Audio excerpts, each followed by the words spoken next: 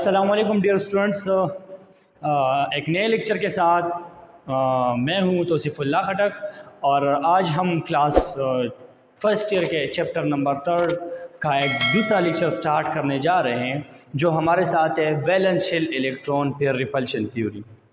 सबसे पहले हम valence shell electron pair repulsion theory का एम देखेंगे, किस मकसद के लिए हम ये थ्योरी पढ़ते हैं। उसके बाद हमारे साथ इसकी पोस्टुलेट आएंगे। पोस्टुलेट हम अप्लाई करेंगे कंपाउंड्स पर, मॉलिक्यूल्स पर हम पोस्टुलेट को अप्लाई करेंगे और लास्ट में हम इसका कंक्लूजन निकालेंगे और कुछ ईटा के हवाले से हम कुछ पॉइंट्स, कुछ एमसीक्यूज डिस्कस करेंगे। So dear students, first of all हमारे साथ दो साइंटिस्ट थे जिसमें एक का नाम था पावेल एंड सेडविक। उन्होंने 1940 में जस्ट एक थ्योरी का नाम दे दिया, जस्ट प्रपोज कर दिया एक थ्योरी जिसका नाम था valence shell electron pair repulsion theory. Later after 30 years 1970 में दो और साइंटिस्ट आ गए जिसमें एक का नाम था नाइल होलम एंड दूसरे का नाम था आर.जे. गिलेस्पी और इन दोनों ने ये थ्योरी जो थी ये डेवलप की और मेन पॉइंट्स पोस्टुलेट्स के फॉर्म में पेश किया। So dear students, aim of the theory, हमारे साथ इस थ्योरी का गोल क्या है।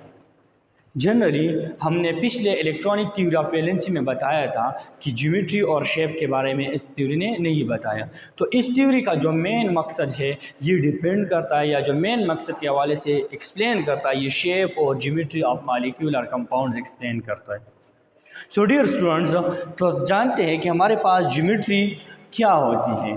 तो ज्योमेट्री की तरफ आते हैं बेटा। Relative arrangement of electrons pair around central atom, किसी भी सेंट्रल एटम के इर्द गिर्द अरेंजमेंट ऑफ इलेक्ट्रॉन्स को हम ज्योमेट्री कहते हैं। सो डियर स्टूडेंट्स, उसी इलेक्ट्रॉन में हमारे साथ, इलेक्ट्रॉन पेयर में हमारे साथ दो तरह के इलेक्ट्रॉन्स आते हैं। एक हमारे पास बॉन्ड पेयर होता है और दूसरा इलेक्ट्रॉन हमारे पास लोन पेयर ऑफ इलेक्ट्रॉन्स होते हैं। ये दो तरह के इलेक्ट्रॉन्स आते हैं और ज्योमेट्री ऑफ मॉलिक्यूल्स और कंपाउंड डिपेंड करता है bond pair and lone pair of electrons पर।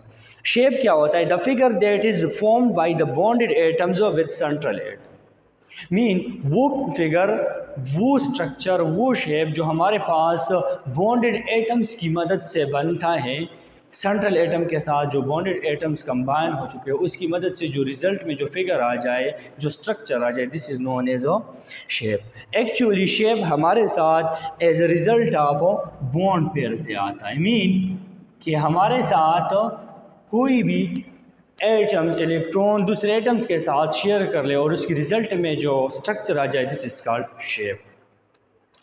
Postulates of valence shell electron pair repulsion theory. Postulates की तरफ आते हैं। सबसे पहले सेंट्रल एटम, कि हमारे पास जो electron pair are arrange around the central atom. Mean either अगर उसके लास्ट इलेक्ट्रॉन्स है या किसी भी एटम्स के सेंट्रल इलेक्ट्रॉन्स जो होंगे वो एटम्स के इर्द गिर्द अरेंज होंगे। आइदर इलेक्ट्रॉन पेयर हमारे पास आते हैं डियर स्टूडेंट्स, ये हमारे पास बॉन्ड पेयर भी आएंगे और हमारे साथ ये लोन पेयर भी आएंगे। मीन अगर वो इलेक्ट्रॉन जो बॉन्ड बनाते हैं और वो इलेक्ट्रॉन जो बॉन्ड नहीं बनाते वो अरेंज होंगे। सबसे पहले इलेक्ट्रॉन्स की अरेंजमेंट करनी है किसी भी एटम्स के इर्द गिर्द। इलेक्ट्रॉन पेयर अरेंजमेंट हो, electron pair arrange in such a way that there is a maximum distance and minimum repulsion between the electrons are atoms. Mean वो इलेक्ट्रॉन्स तो हमने रख लिए पहले point around the central atom, एक point हमने रख लिया जिसको हम सेंट्रल एटम कहते हैं और उसके इर्द गिर्द हमने इलेक्ट्रॉन्स की अरेंजमेंट कर ली। अब इलेक्ट्रॉन किस तरह हम अरेंजमेंट करेंगे, तो दूसरा पॉइंट हमें ये कहता है कि वो इलेक्ट्रॉन इसी तरीके से हम अरेंज करेंगे कि उसके दरमियान डिस्टेंस ज़्यादा से ज़्यादा हो और रिपल्शन सबसे कम हो। मीन सबसे कम रिपल्शन उसके दरमियान आ जाए और ज़्यादा से ज़्यादा डिस्टेंस कवर कर लें। स्पेस ऑक्यूपेशन, थर्ड पॉइंट की तरफ आते हैं। Space occupation, lone pair occupy more space than a bond pair. So dear students, हमारे साथ lone pair occupy more space than a bond pair. क्यों?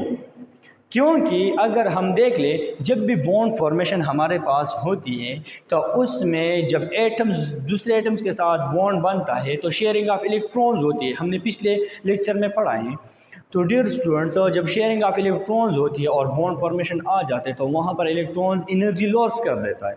जब एनर्जी हमारे पास कोई भी इलेक्ट्रॉन्स लॉस कर ले तो उसके पास एनर्जी कम पड़ जाती है as compare to lone pair, क्योंकि लोन पेयर हमारे पास बॉन्ड फॉर्मेशन में हिस्सा नहीं लेता। मीन हमारे पास जो लोन पेयर इलेक्ट्रॉन होते हैं can not take part in bond formation. तो बेटा अगर किसी एटम्स के पास मेरे साथ किसी भी एटम्स के साथ 6 इलेक्ट्रॉन्स है, लास्ट शेल में 6 इलेक्ट्रॉन्स, मीन ऑक्सीजन के लास्ट शेल में 6 इलेक्ट्रॉन्स मेरे साथ मौजूद हैं। ये मेरे साथ ऑक्सीजन के लास्ट शेल में 6 इलेक्ट्रॉन्स है। अगर इस ऑक्सीजन के ये 2 इलेक्ट्रॉन्स बॉन्ड में हिस्सा ले लें तो इट्स मीन इसने एनर्जी रिलीज़ करनी है। क्या करनी है? एनर्जी रिलीज़ करनी है। जब ये एनर्जी रिलीज़ कर ले तो जनरली डियर स्टूडेंट्स हमारे साथ ये 2 पेयर जो है, एक पेयर ये और एक पेयर ये, इनके पास एनर्जी ज़्यादा रह जाती है। उसी वजह से हमारे साथ ये ज़्यादा जगह घेरेगा और आपके पास जिसने बॉन्ड बनाए हैं वो किसी भी एटम्स के सेंट्रल एटम के इर्द गिर्द जगह कम घेरेगा। तो थर्ड पॉइंट हमें ये कहता है। अब चौथे पॉइंट की तरफ आते हैं, रिपल्शन ऑर्डर। रिपल्शन ऑर्डर ये होगा कि आपके पास अगर किसी एक एटम्स में लोन पेयर 2 लोन पेयर हो और दूसरे एटम्स में आपके पास एक लोन पेयर हो और दूसरा बॉन्ड पेयर हो तो वो आपके पास रिपल्शन ऑर्डर इस फॉर्म में हमारे पास आएगा कि लोन पेयर ज़्यादा रिपल्शन काज करेगा एज़ कम्पेयर टू वो एटम जिसमें एक लोन पेयर हो और एक बॉन्ड पेयर हो। वो ज़्यादा रिपल्शन काज करेगा एज़ कम्पेयर टू जिस एटम में कोई भी लोन पेयर मौजूद ना हो, सारे बॉन्ड पेयर हो। 5वें पॉइंट की तरफ आते हैं, multiple bond. Multiple bonds behave as a single electron pair bond. Dear students, इसका मतलब ये है कि अगर हमारे पास कोई एटम्स हैं, एक बॉन्ड बनाता है, 2 बनाते, 3 बनाते, तो वो बिहेव करता है या act like a single electron pair bond हम तस्वुर करते। मीन कि हमारे पास ये एक सिंगल बॉन्ड है। ज्योमेट्री जनरली डियर स्टूडेंट हमारे पास डिपेंड करती है on lone pair and a bond pair. Mean actually जो geometry of an atom, geometry of a molecule जब अगर हम एक्सप्लेन करते हैं तो वो on the basis of lone pair and a bond pair explain करते हैं। या सिंपली हम कह सकते हैं कि किसी भी एटम्स में, किसी भी मॉलिक्यूल में, किसी भी कंपाउंड में कितने बॉन्ड पेयर हमारे पास मौजूद है और कितने lone pair of an atoms मौजूद है। तो एक्चुअली हमारे पास geometry of a molecule, geometry of a compound depend on bond pair and lone pair of an atom. Deviation actually हमारे साथ चेंज को कहती है, तब्दील को कहती है। हम एक तरह का इसको मोड़ने को भी हम कह सकते हैं deviation. Change in angle is due to the lone pair of electrons.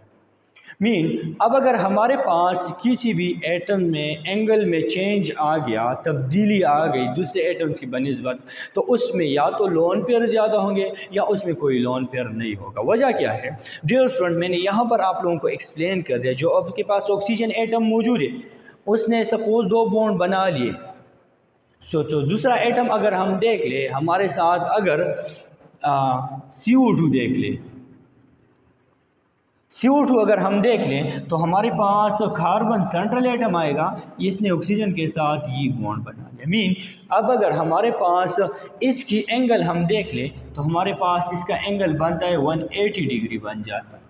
लेकिन दूसरी तरफ अगर हम H2O का एंगल देख लें तो H2O का एंगल 104.5 बन जाती है। मीन ये वाला एंगल 104.5 बन जाता है। वजह क्या है? क्योंकि इसमें जो एंगल में चेंज आ गया। क्योंकि यहाँ पर भी अगर हम देख ले ऑक्सीजन के साथ 2 एटम्स अटैच है और यहाँ पर कार्बन के साथ 2 एटम्स अटैच है, इसका एंगल ज़्यादा है और इसका एंगल कम है। दोनों में फ़र्क इसी वजह से कि एक में आपके पास क्या है, लोन पेयर ऑफ इलेक्ट्रॉन्स मौजूद है और दूसरे में आपके पास लोन पेयर ऑफ इलेक्ट्रॉन मौजूद नहीं है। तो हमारे साथ वैलेंशियल इलेक्ट्रॉन पेयर रिपल्शन थ्योरी का 7वां पॉइंट ये बताता है कि अगर किसी सेंट्रल एटम पर लोन पेयर ऑफ इलेक्ट्रॉन जितने ज़्यादा होंगे उसमें आपके पास बॉन्ड एंगल क्या होगा, कम बनेगा।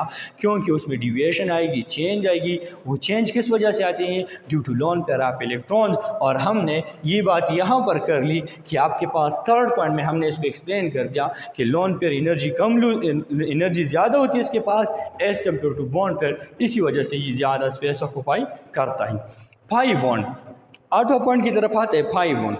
तो generally dear students, pi bond can not change geometry. Mean अगर हमारे पास यहाँ पर आ जाए पाई बॉन्ड आ जाए ये वाला CO2 की स्ट्रक्चर में अगर देख लें तो पाई बॉन्ड हमारे साथ ज्योमेट्री में कोई तब्दीली नहीं लेके आता। 9वां पॉइंट की तरफ आते हैं electronegativity effect of electronegative repulsion decreases with increasing electronegativity. Mean हमारे साथ अगर बॉन्डेड एटम्स हैं, अगर हम यहाँ पर देख ले आपके पास यहाँ पर एक हाइड्रोजन है, यहाँ पर दूसरा हाइड्रोजन है, हाइड्रोजन की इलेक्ट्रोनेगेटिविटी हमारे पास 2.1 है, इसकी भी 2.1 आ गई। अब अगर इसके बनिस्बत हमारे साथ हाई इलेक्ट्रोनेगेटिव एटम्स अटैच हो जाए, कोई भी हाई इलेक्ट्रोनेगेटिव आइटम्स अटैच हो जाए तो उसका रिपल्शन हमारे पास कम होगा। जनरली डियर स्टूडेंट्स, हम इसके हवाले से एक एग्ज़ाम्पल लेते हैं कि हमारे पास यहाँ पर एक कंपाउंड मौजूद है CH4 मीथेन। CH4 का स्ट्रक्चर हम यू ड्रा करते हैं, CH4 मेरे साथ मौजूद है, इसके साथ 4 हाइड्रोजन एटम है, लेकिन दूसरे पर हमारे साथ कार्बन टेट्राक्लोराइड मौजूद है, CCl4 हम इसको कहते हैं, CCl4 कहते हैं।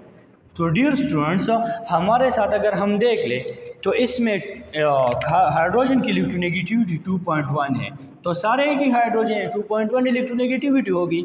लेकिन क्लोरीन की अगर हम देख लें, क्लोरीन की इलेक्ट्रोनेगेटिविटी 3.0 इलेक्ट्रोनेगेटिविटी आती है हमारे साथ।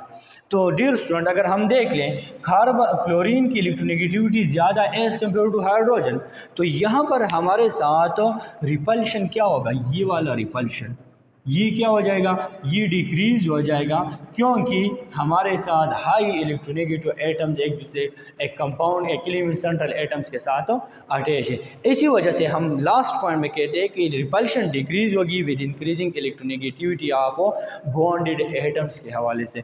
तो होप डियर स्टूडेंट्स, अगर कोई मसला है तो कमेंट सेक्शन में पूछ सकते हैं। Thank you very much.